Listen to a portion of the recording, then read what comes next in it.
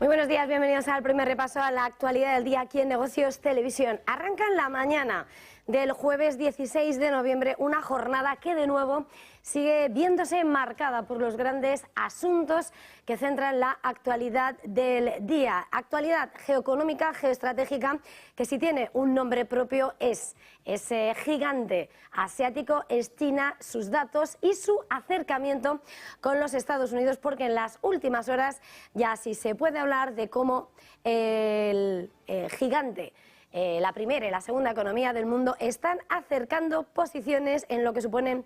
los primeros pasos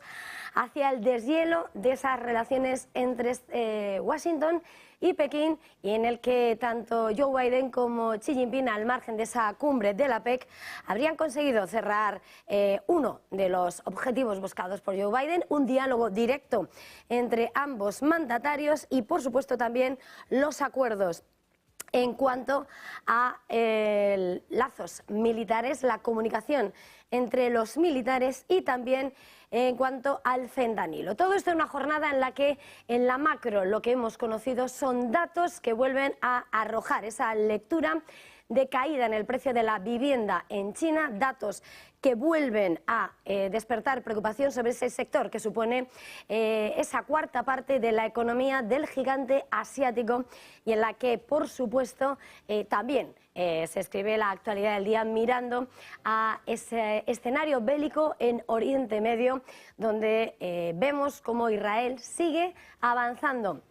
en la búsqueda de la huella de los terroristas de Hamas dentro de ese gran hospital en Gaza, y también, por supuesto, pendientes también de las declaraciones que van escribiendo la vuelta en las relaciones entre las dos potencias del mundo. Por partes, tenemos que arrancar este repaso a la actualidad del día con la mirada puesta en China y en esos datos que ha publicado esta mañana. Los precios de las viviendas nuevas en China han caído por cuarto mes consecutivo y según esos datos oficiales, docenas de ciudades se han visto afectadas por esas caídas, la mayor caída además desde el pico de la pandemia del coronavirus el año pasado, lo que sugiere un debilitamiento aún mayor de ese sector que podría suponer ese fuerte rastre sobre la recuperación económica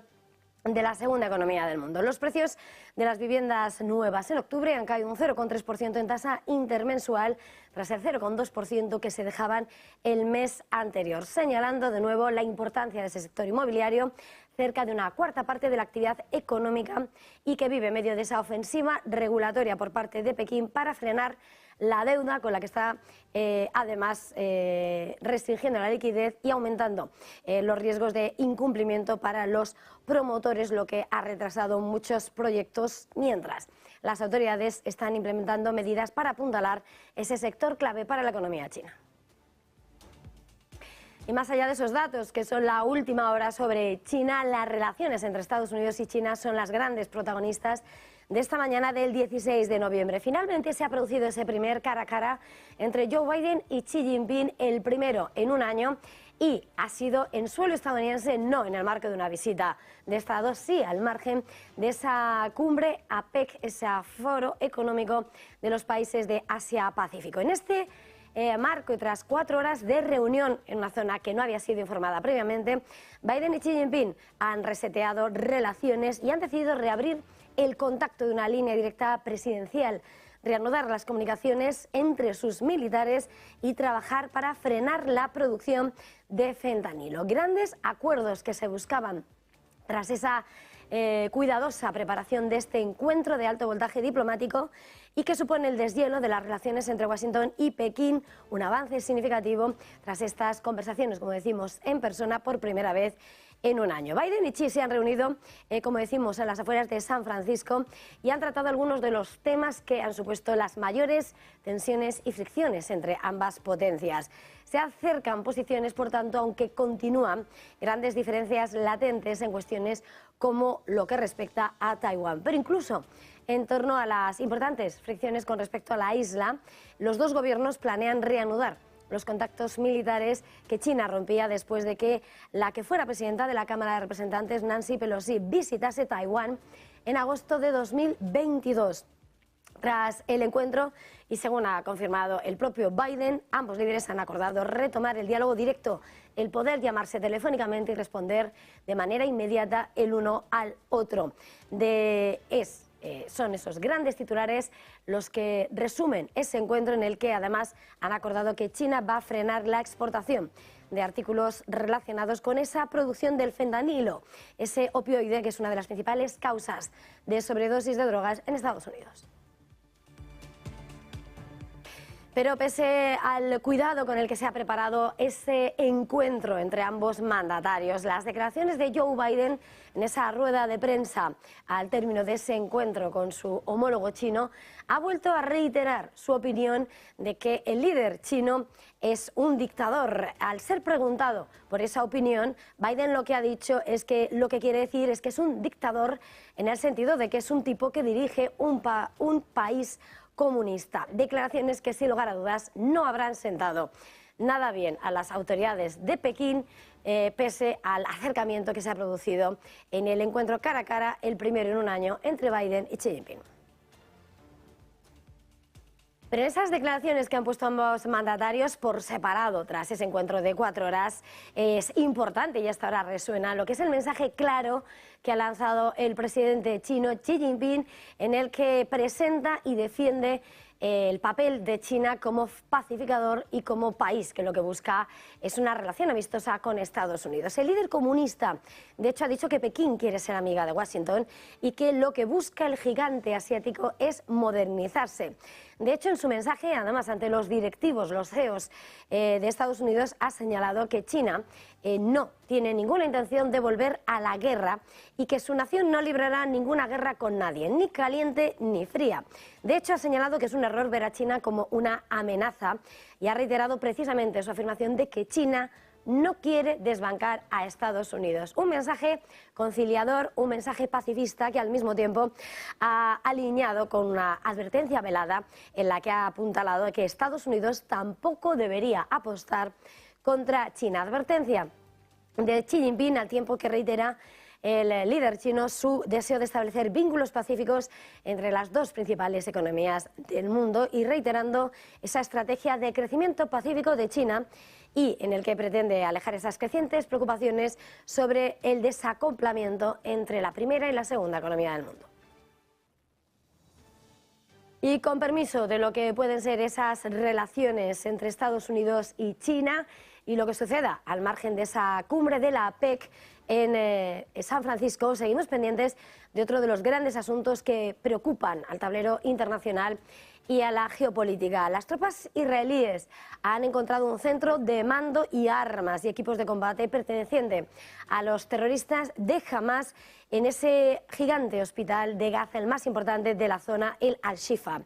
Según ha informado el ejército israelí, que ha publicado un vídeo con lo que ha descubierto, el hospital se había convertido además en el principal objetivo de esa incursión en la ciudad de Gaza por parte de las fuerzas israelíes, por considerar que bajo ese suelo médico se encuentran esos grandes túneles, bastión del movimiento de resistencia islamista, en el que aseguraban se encontraban sus centros de mando, como han descubierto armamento, y también, según la inteligencia estadounidense, estarían rehenes de esas más de 200 personas que secuestraron con los ataques del 7 de octubre. El portavoz militar israelí, el contraalmirante Daniel Hagari, ha señalado que las tropas aún siguen adentrándose en esos túneles, en esa incursión en el hospital, y continúan buscando y tratando de derrotar a Hamas. Y en este contexto, por supuesto, clave lo que está siendo Washington, preocupación porque el gran aliado de Israel no consigue que su socio, que el gobierno israelí, acepte esas recomendaciones además, reducir el número de víctimas civiles en Gaza. Javier Longo, muy buenos días.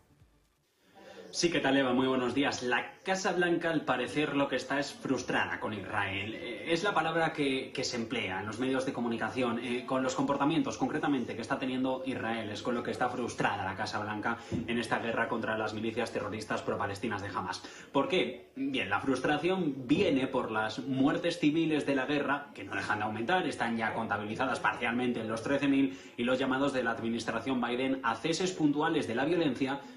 que Israel ignora. Las conversaciones entre ambas administraciones están siendo de las más complicadas desde que se abrieron intercambios diplomáticos entre ambos países, y por eso en privado es cada vez más palpable e insistente el llamamiento a Tel Aviv para que deje de guerrear en algún momento y permita salir a civiles de la Sierra de Gaza. La frustración procede de que Estados Unidos dice que ellos responden con el envío de armas, responden con la ayuda que le piden, responden enviando dinero, pero que no están viendo una respuesta de Israel a las claras, algo parecido a lo que le pasa con Ucrania y ese paquete bipartidista de dinero para municiones del que se quejan los republicanos porque Volodymyr Zelensky no les da todas las gracias que ellos quieren. La administración se ha visto sometida, la estadounidense, a una presión cada vez mayor por parte de los aliados árabes. Argumentan que la aceptación de la Casa Oval le ha dado a Netanyahu permiso para escalar la violencia en la guerra, pero al mismo tiempo es el israelí el que ahora ha dejado de lado las preocupaciones de Washington sobre los estadounidenses o los palestino-estadounidenses que habitan en la Franja de Gaza y que no han podido abandonar el territorio. Parte de la tensión se ha centrado en la campaña de Israel contra el hospital Shifa en Gaza, donde funcionarios estadounidenses e israelíes sí que coinciden en que está parte de la cúpula de Hamas. ¿Qué pasa? Que los de Biden les piden que no ataquen a infraestructuras en las que están civiles, algo que Israel ignora por completo. Otro punto de fricción es el futuro, la gobernabilidad de Gaza en lo que viene, y el paso de Netanyahu de decir que Israel no iba a volver a ocupar el área a prometer que las fuerzas israelíes permanecerían allí de manera indefinida. Ahora, Estados Unidos, lo que estamos viendo es que ha empezado a hacer pública lo que en privado ya le decía a Israel, que no le gusta lo que está haciendo. El secretario de Estado, Anthony Blinken, decía que se han matado demasiados palestinos. El consejero de Seguridad Nacional, Jake Sullivan, insistía hace poco también en que no se puede utilizar a los civiles como escudo, lo está haciendo Hamas, pero insistía, la responsabilidad de Israel es la de actuar de manera separada contra terroristas o por los civiles. En medio de la preocupación, Estados Unidos ha seguido adelante con apoyo financiero y militar a Tel Aviv, incluso proporcionando las armas que Israel pide y que ha utilizado en las últimas campañas militares. Eso incluye proyectiles de artillería de 155 milímetros que han provocado protestas a Washington, al despacho Oval, a la Casa Blanca, precisamente por la poca precisión que tienen y por los ataques que podría suponer a civiles el envío de este armamento a Israel. Gracias, Javier. Seguiremos pendientes, por supuesto, de todo lo que siga llegando de esta gran cuestión en torno a Oriente Medio y todos los asuntos que centran la atención de la geopolítica. Y es en este punto donde tenemos que mirar exactamente a la salud de los Estados Unidos, porque el Senado estadounidense acaba de impedir que el cierre de ese gobierno federal que se temía de cara a este viernes, de cara a este 17 de noviembre, finalmente no puede producirse porque han aprobado ese proyecto de ley de gasto provisional que había aprobado en la jornada de ayer la Cámara de Representantes. Texto que ha enviado, por tanto, al presidente Joe Biden para que lo promulgue antes de esa fecha límite del fin de semana. La votación de 87 a 11 ha marcado el final del tercer enfrentamiento fiscal de este año en el Congreso, en el que los legisladores habían llevado a Washington al límite de ese impago de su deuda de más de 31 billones de dólares la pasada primavera y 2 veces a los pocos días de ese cierre parcial que habría interrumpido el pago de unos 4 millones de trabajadores federales.